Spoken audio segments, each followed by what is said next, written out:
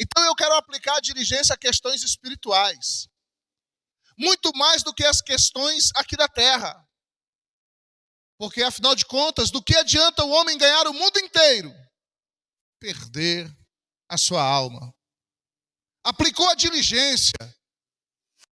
Foi promovido. Ganhou dinheiro. Estabilizou a vida. Tem confortos que a finança lhe proporciona. Que coisa boa! De todas as coisas que o autor de Eclesiastes diz que não é vaidade, uma é esta, que o homem trabalhe e desfrute do seu trabalho, daquilo que ganha. Isso não é vaidade.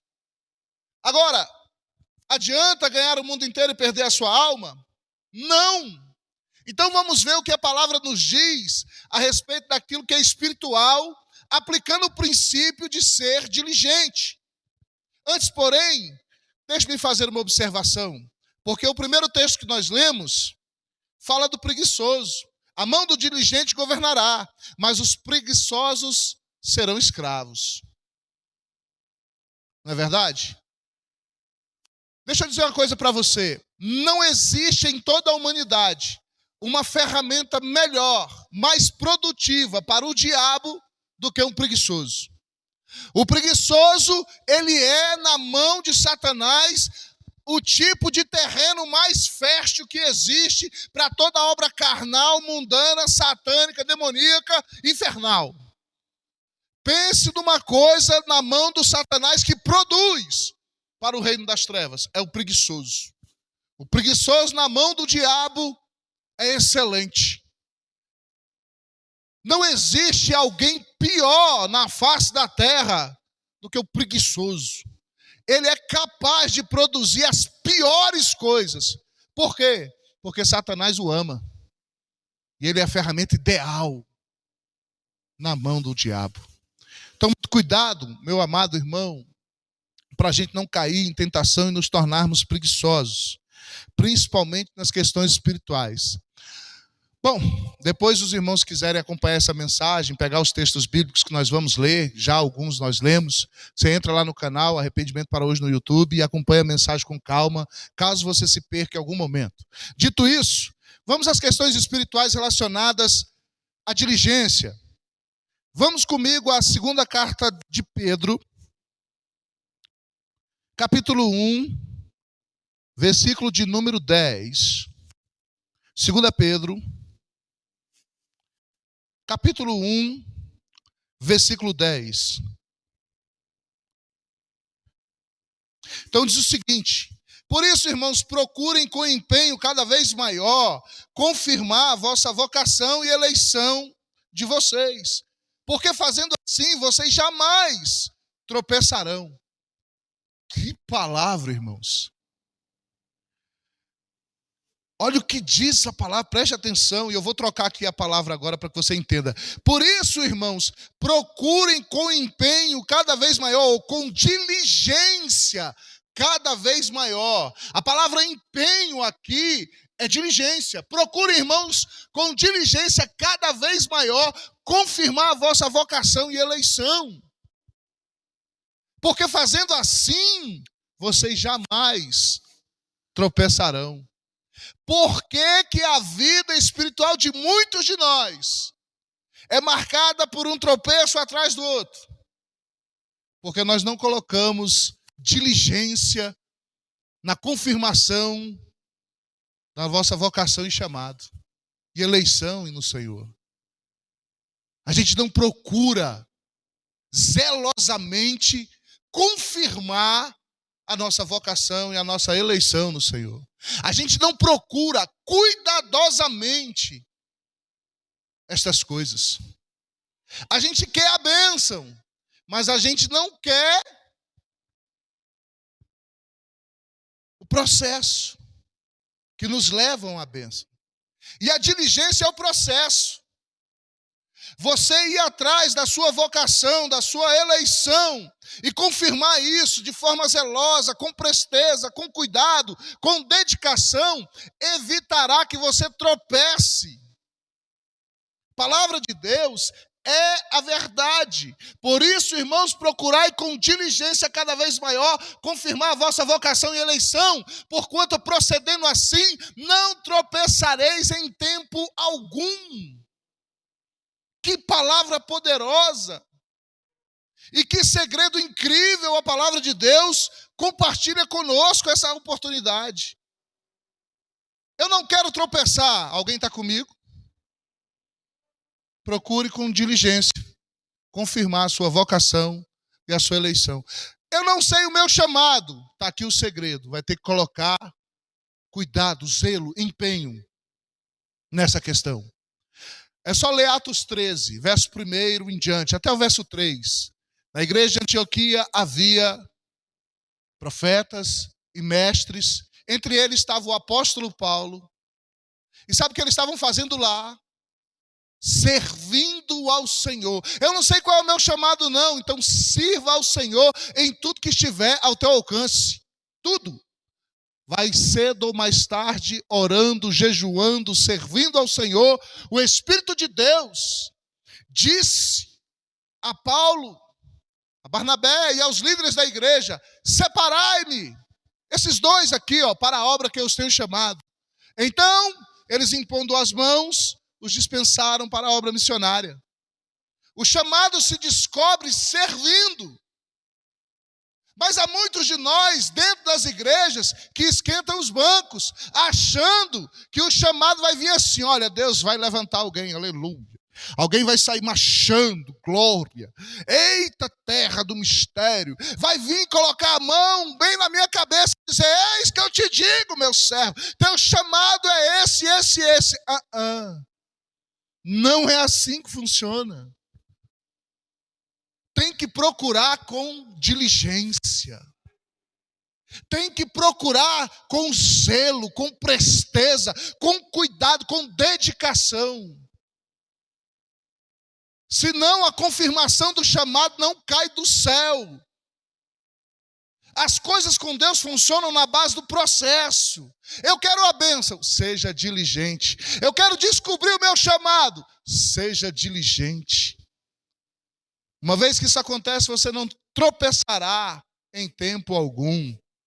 Agora, é interessante que o apóstolo Paulo, usado por Deus, obviamente, ele instrui o jovem Timóteo. Vá comigo para 1 Timóteo capítulo 4, versículo de número 12. E nós vamos ver algumas áreas das quais o apóstolo Paulo, ele direciona. Porque uma coisa é ter diligência, outra coisa é ter diligência direcionada. A diligência precisa ser direcionada, senão ela será uma força desperdiçada. É como o jovem imaturo. Tem muita força, mas se não for dirigido, desperdiça, não é verdade? Acaba escolhendo mal e entrando por maus caminhos. Agora, observe esse texto junto comigo.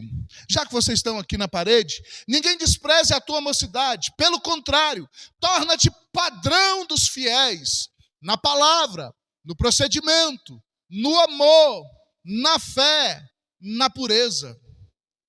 Quando o apóstolo diz ao jovem Timóteo: ninguém despreze a tua mocidade, a tua juventude, o fato de você ser jovem, é óbvio que ele está se referindo a uma pessoa que tem muita força. Ele é jovem, ele é forte, e o apóstolo João já confirma isso em sua carta, dizendo que os jovens são fortes. E Paulo queria que toda aquela força fosse direcionada. Então ele pega o princípio da diligência e aplica ao jovem Timóteo. Torna-te padrão dos fiéis. Ei, não é padrão daqueles que são desconcertados. Não é padrão daqueles que levam a vida de oração de qualquer jeito. Não é o padrão daqueles que leem a palavra de vez em quando. Não, torna-te padrão daqueles que estão no topo, os fiéis. Ele não está falando da irmandade. Ele está falando daqueles que são de fato bons. Timóteo, eu quero que você se torne o padrão desses que já são excelentes, eles são fiéis. Mas eu quero que você se torne o padrão deles. Como? Aí o apóstolo direciona ele à diligência, extremamente prática para a nossa vida. A primeira coisa que o apóstolo diz para o jovem é na palavra. Quantos aqui gostariam de ser exemplo, padrão na palavra? Não existe ser diligente, padrão na palavra para aqueles que não leem a palavra todos os dias. Não existe ser padrão na palavra para quem não estuda a palavra, para quem não medita na palavra. Conheço crentes que frequentam as nossas igrejas há anos. E se você pedir ele para abrir no livro de Naum, ele vai passar 40 minutos. Até ser vencido e ir lá para o índice. Ver se ele consegue achar o número da página. Tem 40 anos vindo para a igreja. Ele não consegue encontrar um texto sagrado. É impressionante. Como que eu vou ser padrão dos fiéis assim? Se tem um novo convertido, essa palavra não é para você, viu? Fica calmo. Você vai se tornar padrão na palavra com o tempo. Tá? Essa cobrança não é contigo. Eu estou falando de gente que já vem à igreja, Enquanto o pastor está lendo 3, 4 endereços, ele não achou nem o primeiro. E mais, gente assim, não traz nem um caderno nem uma caneta. Assim, olha, eu não estou conseguindo acompanhar, mas pelo menos toda vez que ele falar um endereço, eu consigo escrever. Não faz isso. Aí, o que acontece com essa gente? Nunca serão um padrão na palavra. Nunca. Fale uma coisa com ele discorda. Ele ousa discordar. Com base em quê? No achismo dele, na experiência dele, no pouco entendimento que ele tem. Mas nunca na palavra. Nunca na palavra. Ele não conhece ela. E quando pega um texto isolado, ainda interpreta mal. Nunca será padrão dos fiéis na palavra. Esse tipo de gente normalmente enche os bancos das nossas igrejas e jamais aparece em escola dominical. Eles são festeiros, são bons de festa. Quando tem festa e pregadores de fora, é com eles. Vem aqui para frente, irmão, vamos pular, vamos sair do chão. Ele pula, aleluia. Pense em alguém que pula. Agora fala assim, vamos ler a palavra. Se eu ler a palavra, dá sono, pastor. Eu durmo. Nossas igrejas estão cheias de gente assim. Mas não é o que Deus quer para mim e para você. Torna-te padrão dos fiéis. Aplica a diligência, aquilo que atrai a bênção, para a palavra de Deus. Padrão na palavra. Vamos ao Salmo 119, verso 105. Olha o que diz a Escritura aqui. Muitos conhecem de cor. Salmo 119, verso 105. Lâmpada para os meus pés é a tua palavra e luz para os meus caminhos. Quer enxergar? Quer discernir? Quer compreender? Aplica a diligência à palavra, ela é lâmpada, ela é luz, ela trará esclarecimento, entendimento, iluminação. Você verá claramente aquilo que muitas vezes nós pastores dizemos, não vai por esse caminho, e a pessoa, será, pastor? Eu acho que o senhor está equivocado nesse seu conselho. E aí ele vai, e depois ele volta. Quando volta? Só os pedaços, não é verdade? Quantas vezes a gente já viu isso acontecer? A pessoa sai por aquela porta, nunca mais volta. E quando volta, volta só os pedaços. Porque ouviu um conselho, ouviu o que a lâmpada, aquilo que ilumina, diz através do pastor, mas fingiu que não era com ele. Não é verdade? Aproveita que você está no Salmo 119, vamos para o verso 9. Olha o que o verso 9 diz, nesse mesmo Salmo. Vê se não colabora e contribui com a mesma coisa que nós lemos lá em 2 Pedro 1,10. Olha só o que diz. De que maneira poderá o jovem guardar puro o seu caminho? A resposta está embaixo. Observando segundo a tua... É assim que se torna padrão na palavra. Se nós aplicarmos o zelo, o cuidado, a presteza, a dedicação a isso, que tipo de ser humano nos tornamos? Um tipo, cristãos, semelhantes a Cristo. É o que Deus quer, é o que Jesus quer, é o trabalhar do Espírito Santo na tua vida. Ele te trouxe lá na tua casa aqui esta noite para isso, para dizer, eu estou trabalhando na tua vida para que você seja cada vez mais semelhante a Jesus. Verso 11, Salmo 119. Guardo a tua palavra no meu coração para não pecar contra ti. Olha o segredo. Se você quer a bênção de não tropeçar, de não pecar, seja diligente com relação a isso que você está ouvindo. Aplique a diligência, o zelo, a presteza, o cuidado, a dedicação a isso que você acabou de ouvir. E eu tenho certeza que a palavra de Deus, que não mente, não permitirá que você tropece em tempo algum. Você será guardado. Pastor, mas eu não estou convencido ainda dessa situação. Então vamos para o Salmo 19. Deixa eu mostrar um tesouro para você, literalmente um caminhão de sabedoria despejado todo de uma vez. Mostrar algo para você no Salmo 19. Guarda essa palavra no teu coração. A partir do versículo 7. A lei do Senhor é perfeita e restaura a alma. Torna-te padrão dos fiéis. Por quê? Na palavra. Por quê? Porque a palavra vai restaurar a tua alma. Não é uma mágica, não é simples imposição de mão. A palavra restaura a tua alma.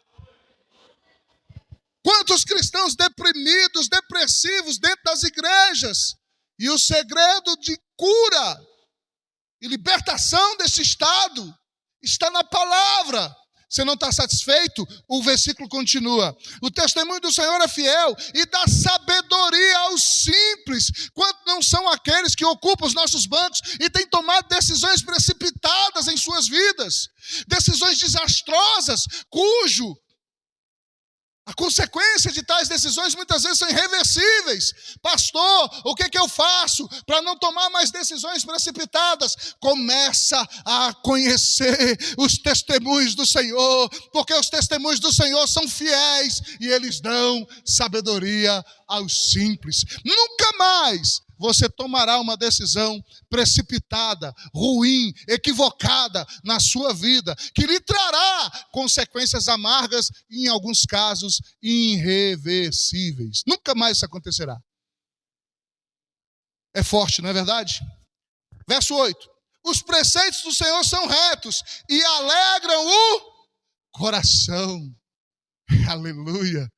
Às vezes a gente vê uns crentes jururu por aí, né? Todo triste, cabisbaixo, não sei o quê. O que tem com você, irmão? Ah, tá ruim, eu estou enfrentando um vale. Ah, ele é bom de nome, sabe assim? Nessa hora parece que leu a Bíblia inteira. Eu estou enfrentando um deserto. Eita, meu Deus, eu estou enfrentando o vento. Oh, Jesus, misericórdia. É uma tempestade só, irmão.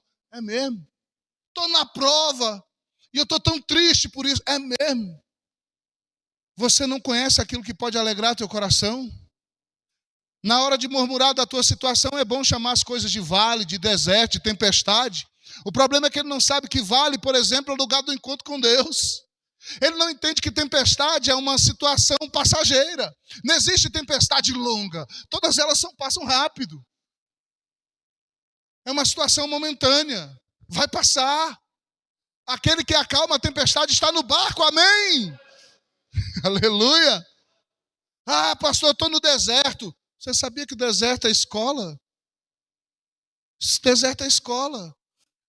O cristão tem a ótica diferente de tudo que passa, tudo que vive. Por quê? Porque a ótica dele é de cima para baixo, não de baixo para cima. Ele enxerga as coisas pelos olhos da fé. Ele não seguia pelas vistas, ele seguia pela fé. Não foi dito isso aqui? E a gente vai falar de fé já já. Então, os preceitos do Senhor são retos e alegram o coração. Eu quero ser feliz. Eu quero ser alegre. Mergulha na palavra. Conheça os preceitos do Senhor. Eles alegram o coração. Torna-te padrão dos fiéis na palavra. Agora a gente parte para o segundo ponto. Na conduta. Na conduta é bom. Aleluia. Quem pode dar glória a Deus? Quando fala na conduta, o meu coração se alegra. Olha o que diz a palavra de Deus. Por exemplo, falando de conduta, vamos usar aqui uma área específica, a nossa linguagem. A linguagem do cristão. Olha que bênção. Palavra de Deus em Efésios 4, 29. Não saia da boca de vocês nenhuma palavra suja, nos textos da maioria, torpe, que é muito mais profundo o significado do que sujo, mas unicamente a que for boa para edificação, conforme a necessidade, e assim transmita graça aos que ouvem. Nós cristãos deveríamos ser imãs, atrair as pessoas, porque o que deve sair da nossa boca são palavras de graça, que transmite graça, algo que é extremamente agradável, gostoso de ouvir, bom, prazeroso. Quando um cristão cheio do Espírito Santo abre a boca, você quer ouvir mais. Você diz, isso faz bem a minha alma, faz bem ao meu coração. Fala um pouco mais. Já viu aquele pregador que chega aqui e ele prega 1 hora e ele diz, vamos encerrar para concluir. E você diz, já? Meu Deus, passou tão rápido. É cheio de graça. É um homem e uma mulher cheio de graça. Não saia da sua boca nenhuma palavra suja. Antes, unicamente que for boa.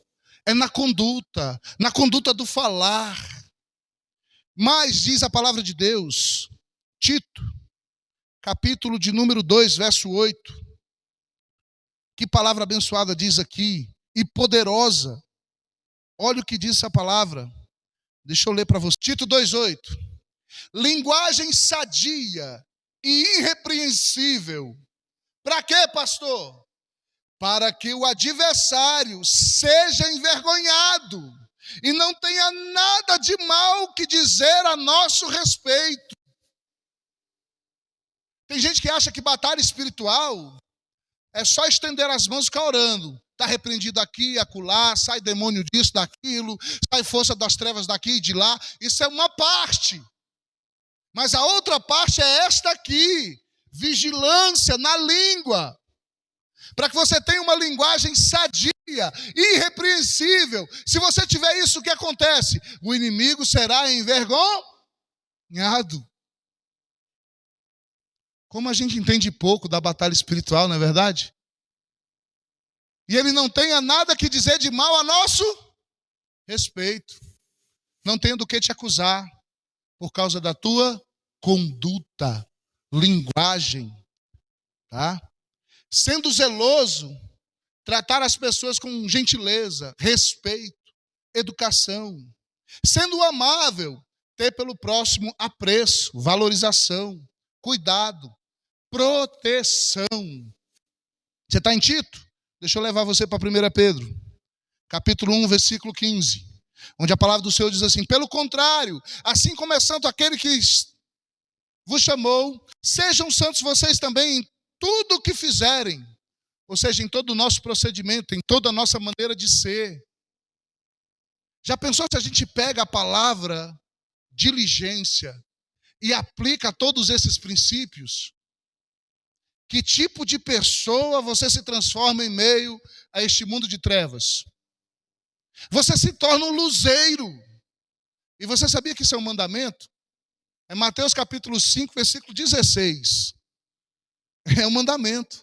Assim brilhe a vossa luz diante dos homens, e eles glorifiquem a Deus pelas vossas boas obras. É um mandamento.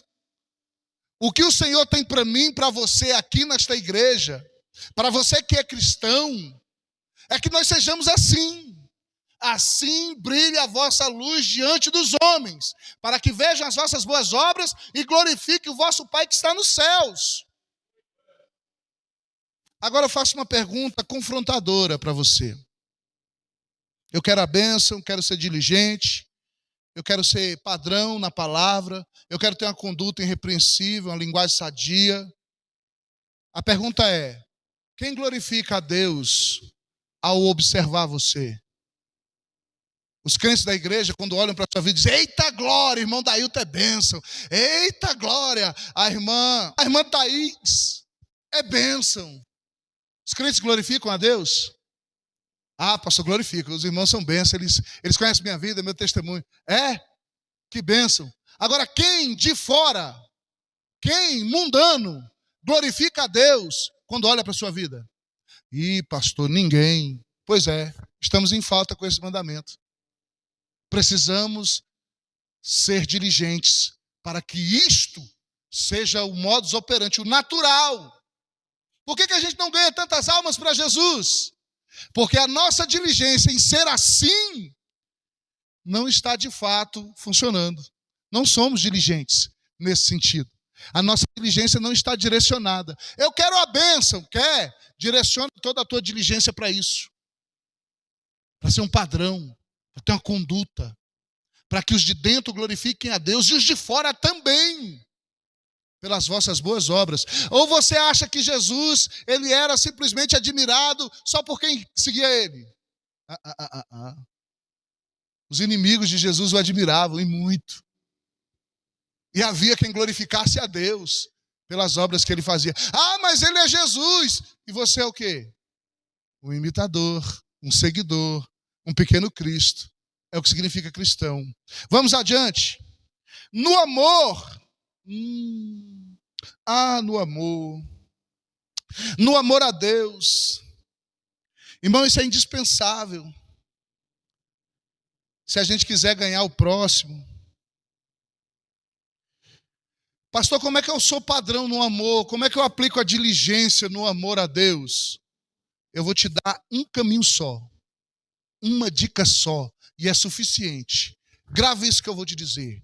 Faça de Cristo, em sua vida, aquilo que Ele é, diante de toda a existência.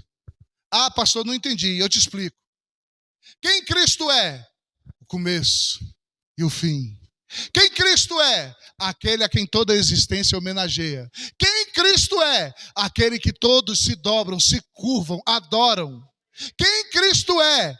O grande centro de todas as coisas, porque dele, por meio dele e para ele são todas as coisas. Faça de Cristo o que ele é perante toda a existência. Você estará amando a Deus acima de tudo. Quem Cristo é na sua vida? Ele é meu remedinho assim, que quando eu estou meio mal, eu vou atrás dele. Então você não ama a Deus. Você não entende o que é ser padrão no amor. Porque se eu sou cristão, Jesus é mais do que obsessão. Obsessão é a palavra chula. Jesus é meu tudo. A gente não entra numa igreja e canta, tu és meu respirar. Da boca para fora é fácil. Agora, quando é prática nas nossas práticas, quando é vida na nossa vida, a luz de Cristo brilhará e os homens glorificarão a Deus. Falta muito disso no nosso meio. Nós somos teóricos demais e práticos de menos. O que é que eu tenho que fazer? Aplique a diligência a esta questão. Na fé, disse o apóstolo Paulo, a fé vem pelo ouvir e ouvir a palavra de Cristo. E em Colossenses o apóstolo aconselha, assim habite abundantemente a palavra de Cristo em vós. E diz mais, para que a gente seja sempre constante e abundante na obra do Senhor. A nossa fé é aquilo que nos faz assim. Como, pastor? Pessoas confiantes, pessoas convictas, pessoas seguras. Tudo isso a diligência atrai. Se você aplica a diligência à fé à diligência, uma coisa alimenta a outra e não para, nunca mais. Você vai se tornar alguém confiante. Por quê, pastor? Porque você vai abrir a boca e dizer assim, eu sei que o meu Redentor vive e que por fim se levantará. Diga se alguém assim não é alguém confiante. Pastor, eu vou me tornar alguém convicto. Como, pastor? Eu serei o tipo de pessoa que vou dizer coisas mais ou menos desse jeito. Ainda que a figueira não floresça, nem a vide der o seu fruto, ainda que os montes se abalem e se perturbem, ao rio cujas correntes alegram a cidade de Deus, o santuário da morada do Altíssimo, Deus está no meio dela, jamais será abalada. Eu vou ser o tipo de pessoa que diz essas coisas. Eu estarei seguro. Muito seguro. Fé é certeza, é convicção. Já foi lido aqui esta noite. Como eu estarei seguro? Que tipo de palavra sai da minha boca quando eu estou seguro? é o tipo de palavra mais ou menos assim: eu sei em quem tenho crido. Não dormitará certamente o guarda de Israel. Ele é como um muro de fogo ao nosso redor. O Senhor é o nosso escudo, a nossa fortaleza, que não pode ser invadida. Ele é a rocha que não pode ser abalada. Todo cristão é alguém seguro. O diabo nada mais é do que uma espécie de macaquinho pulando na base da rocha, dizendo: ei, olha para mim, tu vai cair daí, viu? Mas a rocha é inabalável. O crente, quando dá atenção ao diabo, aquele macaquinho pulando, dizendo que tu vai cair, é que começa a se sentir inseguro. Mas todo aquele que estiver em Cristo Jesus, na rocha, pode vir as chuvas, pode vir os ventos, pode dar de impacto contra a rocha, mas jamais será abalada. Para encerrar, o apóstolo disse na pureza.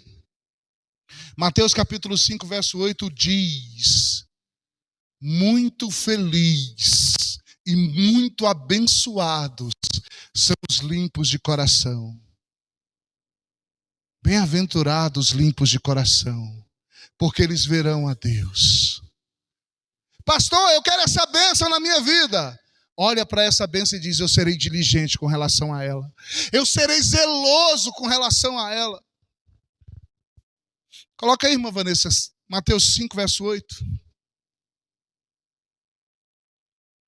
Bem-aventurados limpos de coração, porque eles verão a Deus. Eu quero essas bênçãos na minha vida. Seja diligente com relação a elas. Você gasta muito tempo e energia buscando outras coisas.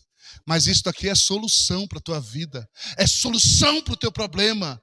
É vida para a tua vida. É paz no teu relacionamento. Isso aqui mudará você por dentro e por fora. Aplica diligência a isto.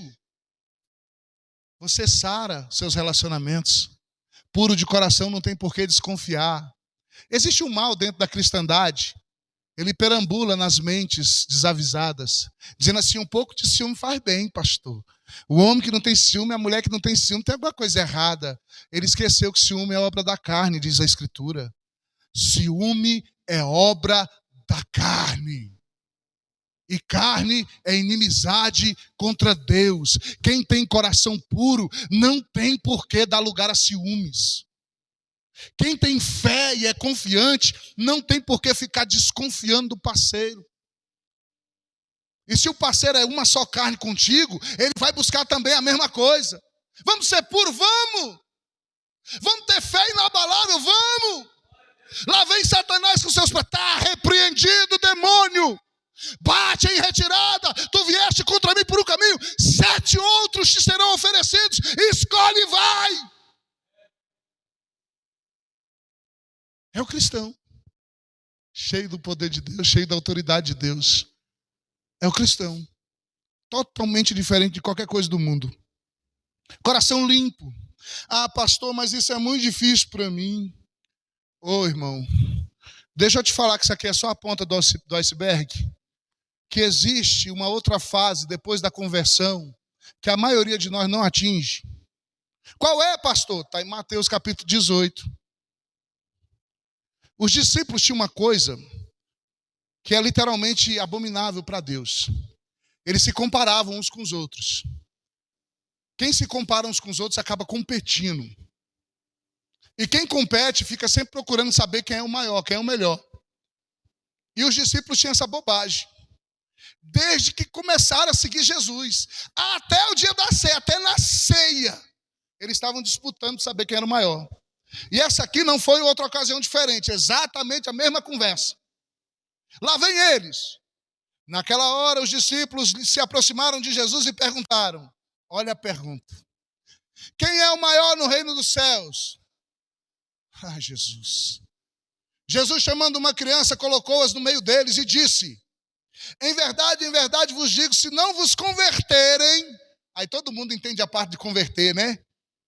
Aí Jesus emenda: e não se tornar como crianças, de maneira nenhuma entrarão no reino dos céus. Aplica a diligência, a pureza do teu coração. Eu não estou te incentivando a ser tapete de todo mundo, não é isso não. O cristão é maduro. É simples como a pomba, mas é prudente como a serpente. Mas ao mesmo tempo ele é como uma criança. Como é a criança? Duas crianças se encontram pela primeira vez. Que legal, né? Quem é criança sabe. É o meu amigo. Uai, nem te conheço, sabe? Não, meu amigo, já é meu amigo. É a criança. É meu amigo. Aí eles vão brincar. Em um dado momento da brincadeira, eles têm uma discordância. Aí por 5 minutos, um sai para um lado, um sai para o outro. E eu falei 5 minutos porque é muito.